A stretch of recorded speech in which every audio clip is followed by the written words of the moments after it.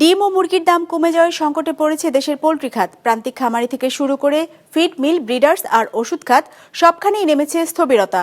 বন্ধ হচ্ছে খামার, কমছে উৎপাদন। এই অবস্থা চলতে থাকলে পোল্ট্রি শিল্পকে রক্ষা করা কঠিন হয়ে পড়বে বলে মনে করেন খাত সংশ্লিষ্টরা। প্রান্তিক খামারিদের রক্ষায় সমন্বিত পরিকল্পনা প্রণয়নের তাগিদ তাদের। মীর মঞ্জুরুলের ক্যামেরায় রঞ্জিমুল মিজানের রিপোর্ট।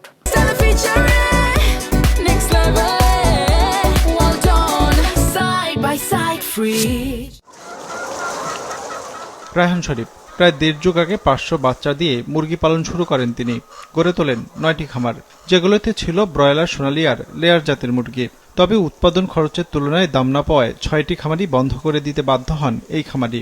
খুবই খারাপ সময় পার করছি আমরা, কারণ আমাদের উৎপাদন খরচের তুলনায় আমরা ন্যায্য বাজার মূল্য পাচ্ছি না।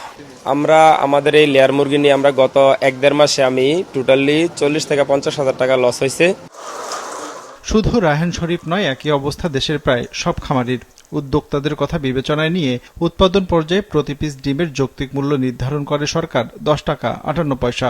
অথচ খামার পর্যায়ে এখন তা নেমেছে 7.5 টাকা থেকে 8 টাকায়। সেই হিসেবে ডিম প্রতি 2.5 থেকে 3 টাকা লোকসান গুনতে হচ্ছে তাদের। ব্রয়লার আর সোনালী মুরগির সরকারি দরও নির্ধারণ করা হয়েছিল প্রতি কেজি 168 ও 260 টাকা। খামার পর্যায়ে এখন প্রতি কেজি ব্রয়লার 120 থেকে 125 টাকা আর সোনালী বিক্রি হচ্ছে 240 থেকে 250 টাকা। এই দুই জাতের মুরগিতেও কেজি প্রতি 35 থেকে 40 টাকা লোকসান গুনছেন খামারিরা। বাজারে ডিম অথবা মুরগির দাম সরকার বেঁধে দেওয়া দামের নিচে নেমে গেলে সরকারের খতিয়ে দেখা উচিত, কেন দাম নেমে গেল, কোথায় কাজ করতে হবে, প্রান্তিক খামারিদের কি কি সুবিধা দিতে হবে।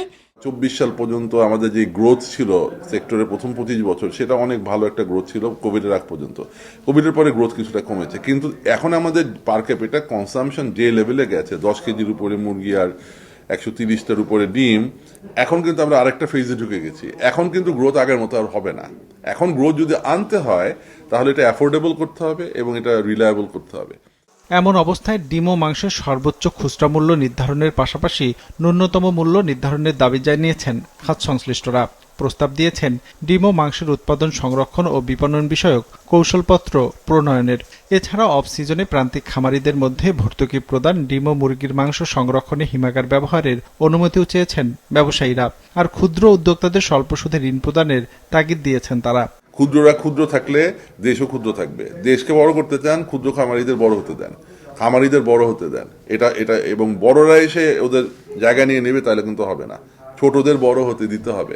এটার জন্য একটা সমন্বিত পরিকল্পনা দরকার এবং এটার বাস্তবায়ন দরকার। আমরা আশা করব আগামীতে নির্বাচিত সরকার এই বিষয়ে সবচেয়ে বেশি প্রাধান্য দিবেন। হিসাব বলছে প্রতিদিন করে 5.5 কোটি পিস ডিম উৎপাদন হয় দেশে, আর মাংসের দৈনিক উৎপাদন করে 5000 টনের বেশি। রঞ্জিবুল মিজান, বিজনেস রিপোর্ট, মাছরাঙা টেলিভিশন।